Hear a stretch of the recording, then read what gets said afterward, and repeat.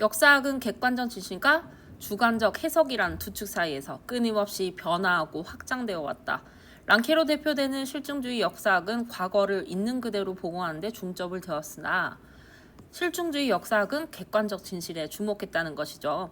이러한 접근법은 역사가의 주관성과 사회적 맥락을 경시한다는 점에서 콜링우드를 비롯한 주관주의 역사학의 비판을 받았다. 이에 대해 칸은 사료 검증의 중요성을 인정하면서도 역사가의 선택과 해석이 필연적으로 주관성을 수반한다고 주장했다. 그는 역사를 현재와 과거의 끊임없는 대화로 정의하며 역사가의 역할을 새롭게 조명했다. 가의 일문단은요, 실증주의와 주관주의 역사학을 절충한 카의 역사관에 대해서 이야기를 하고 있습니다. 실증주의와 주관주의를 절충한 카에 대해서 이야기를 하고 있네요. 이문단, 우선 칸은 사실을 과거에 대한 사실, 역사상의 사실, 역사적 사실로 구분했다. 그에 따르면 과거에 대한 사실이란 실존적 경험 그 자체를 의미하는 과거 사실이 언어적 표현을 통해 기록된 것이다. 다음으로 역사상의 사실은 과거에 대한 사실 중에서 역사가가 선택한 사실을 말한다. 칸은 과거에 대한 사실이 역사상의 사실로 승격되는 것은 오로지 역사가의 판단, 즉 역사가의 주관성에 달려있지만 역사가는 사실에 대한 지배자가 되어서는 안 된다고 보았다. 역사가는 사실을 주관적으로 해석하지 않도록 경계해야 된다는 거죠. 역사가는 과거에 대한 사실을 잘못 해석할 수 있는 가능성을 줄이기 위해 스스로 끊임없이 의심하고 비판한 태도를 견지해야 된다고 주장했다.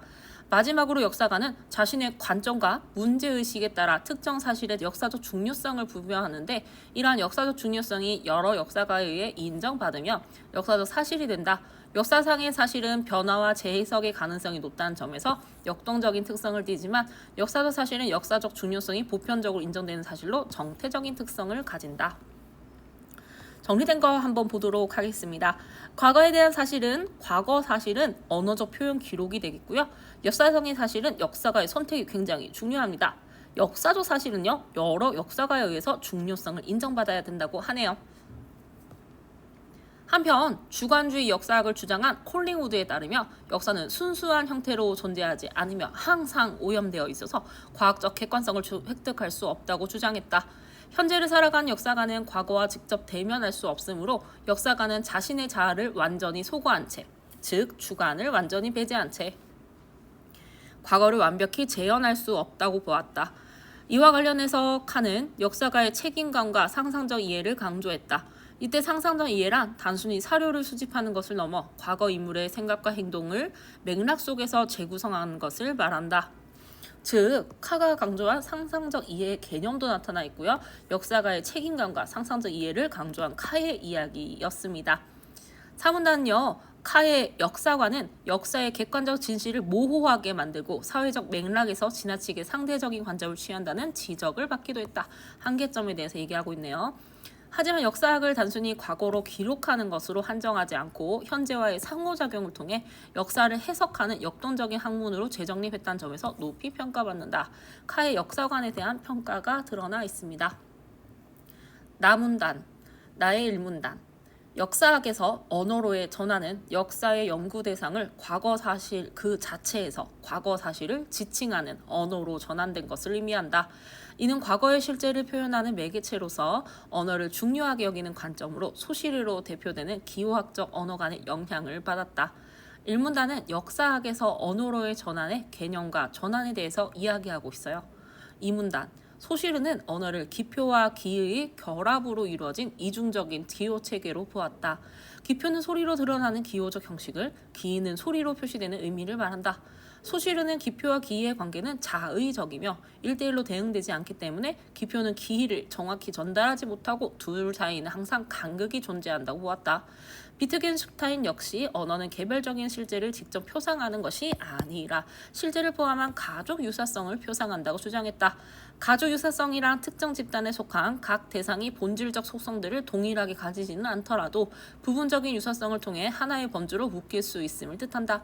예를 들어 어떤 개별적인 꽃이라고 지칭하는 것은 개별적인 실제 그 자체가 아니라 꽃이라고 불릴 수 있는 부분적인 육사성을 표상하는 것이다. 이처럼 완전한 표상은 불가능하고 언어가 추상적일수록 왜곡은 심화된다. 따라서 언어는 실제를 완전히 투명하게 드러낼 수 없다는 점에서 지시적 불투명성을 내포한다고 할 수 있다. 이 문단은 언어의 지시적 불투명성에 대한 이야기였습니다. 3문단 이는 사료에 대한 새로운 인식을 가져왔다. 특히 문헌 사료는 저자가 실제를 언어화한 기호 작업의 산물이므로 과거의 실제와 동일시될 수 없다는 것이다. 따라서 언어로의 전환을 주장하는 학자들은 저자의 의미화 과정을 중시하여 당시까지 사료라고 불리던 모든 자료를 텍스트로 재개념화했다. 여기서 텍스트란 단순히 기록된 글을 넘어 역사가들이 연구하고 해석할 수 있는 모든 대상을 의미한다. 이는 전통적인 역사학 자료였던 문서뿐만 아니라 그림, 낙서, 조각, 의북 등의 의미를 추출할 수 있는 모든 것을 텍스트로 망라함으로써 세상을 이해하고 소통하는 방식에 포괄적으로 확장했다. 즉, 사료가 텍스트로 재개념화되면서 역사학의 연구 대상이 확장되었다라고 얘기를 할 수가 있어요. 3문단은요, 언어로의 전환이 가져온 사료의 재인식 및 텍스트의 확장에 대해서 이야기하고 있습니다. 4문단 한편 텍스트는 그 시대의 언어적 관례와 규범에 따라 작성되므로 저자가 속한 사회적 맥락을 반영한다. 가에서 나 모두 사회적 맥락을 반영한다는 것을 알 수가 있어요. 이렇게 텍스트가 의미를 생산하고 조직하는 방식이나 일련의 규칙을 담론이라고 한다. 특정한 역사적 사건이 어떻게 담론화되는가에 따라서 그 사건이 가지는 사회적, 정치적 의미는 달라질 수 있다.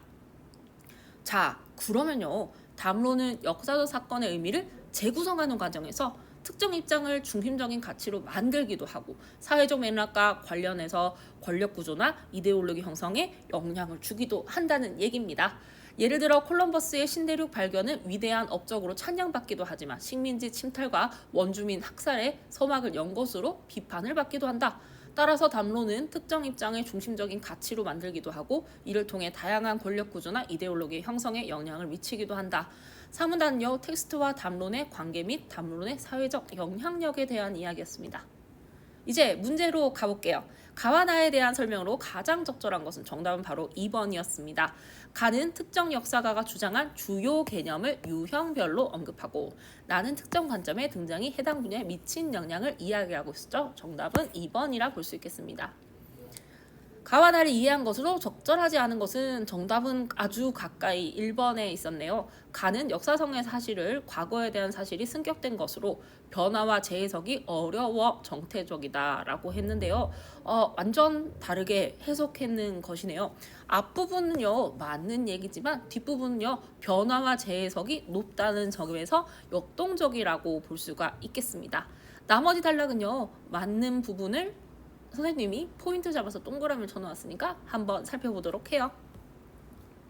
40번 가나를 바탕으로 보기에 대해 보일 반응으로 적절하지 않은 것은 A는 역사서가 기이 없는 기표들의 단순한 조합에 불과하고 과거 사실의 객관적 재현이 불가능하다고 보았다. 따라서 역사서에는 저자가 부여한 절대적 의미란 존재할 수 없으며 역사적 의미는 독자의 주관적 해석에 맡겨야 한다고 보았다. B는 역사학 연구가 과학적 반복록에 기반해야 하며 도덕적 평가나 주관적 해석을 최소화해야 한다고 주장했다. 따라서 역사서술에서는 과거 사실을 있는 그대로 복원하는 것이 중요하며 역사를 가감없이 전달하는 것이 역사가의 필수적 과제라고 보았다. 적절하지 않은 것은요 3번이었습니다. 보기에 B는 역사의 가감없는 전달을 위해서 가의 카는 과거의 상상적 이해를 갖는 것을 위해서 이들 모두는 역사가의 자아를 소거해야 된다는 점에서 동의하겠군. 자, 그런데 상상적 이해는요 단순 사료 수집을 넘어 과거 인물의 생각을 재구성한다는 뜻이거든요. 그래서 이것이 틀리다라고 볼 수가 있겠습니다. 1번은 왜 맞나요? 주관적 해석, 주체적 역할 이 부분이 맞다라고 볼 수가 있겠고요. 2번도 당연히 맞는 얘기. 4번에 콜링우드는 어떻게 얘기를 했었죠? 역사는 순수한 형태로 나타나지 않고 항상 오염되어 있어서 객관성 확보가 어렵다고 했죠. 그래서 4번 선지도 맞는 선지가 되겠습니다. 자, 5번은 왜 맞는 선지일까요? 보기에 B는 과거 사실을 있는 그대로 복원하는 것이 중요하다고 보았죠. 그리고 나의 소실은요, 기표와 기인은 거의 자의적이고 둘 사이에는 항상 간극이 존재한다고 보았습니다. 보기의 비 주장에 대해서 나의 소실은 부정적 입장을 드러낼 것입니다. 기획의 의미를 추론한 내용으로 가장 적절한 것은 답은 2번이라고 볼 수가 있겠습니다. 정리한 것을 한번 보도록 할게요. 칸은 과거의 사실이 역사상의 사실로 승격되는 것은 역사가의 판단이라고 보았죠.